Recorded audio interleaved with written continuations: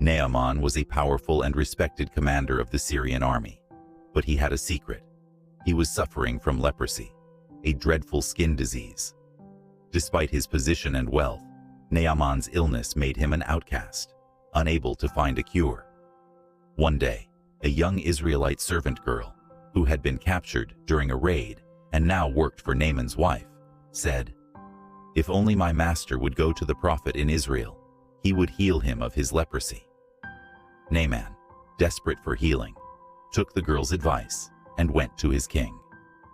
The king of Syria wrote a letter to the king of Israel, asking for Naaman to be healed. When the king of Israel received the letter, he was confused and distressed. "Am I God, to heal leprosy?" he asked, thinking it was an impossible request. But Elisha, the prophet of God, heard about the situation and sent a message to the king, saying, "Send Naaman to me, and he will know that there is a prophet in Israel." Naaman, with his entourage, traveled to Elisha's house, expecting a grand greeting and a miraculous healing. But when he arrived, Elisha didn't even come out to meet him. Instead, Elisha sent a messenger to tell Naaman, "Go and wash yourself 7 times in the Jordan River, and your flesh will be restored, and you will be cleansed." Naaman was furious. "I expected Elisha to come out and wave his hand over me and cure me. Aren't the rivers of Damascus better than the waters of Israel?" He was ready to leave in anger, but his servants encouraged him to follow the prophet's simple instructions. "If the prophet had asked you to do something great, you would have done it. Why not do this simple thing?"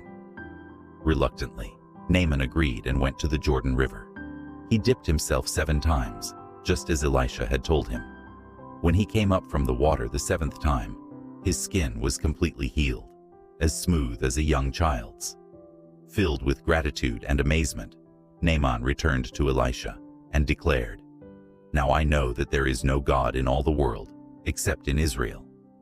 He offered Elisha gifts, but the prophet refused them, saying that healing was a gift from God, not something that could be bought. Naaman left, forever changed.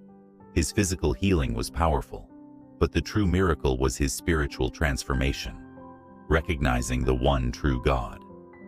This story teaches us that God's ways are not always what we expect, but his power and grace are beyond our understanding.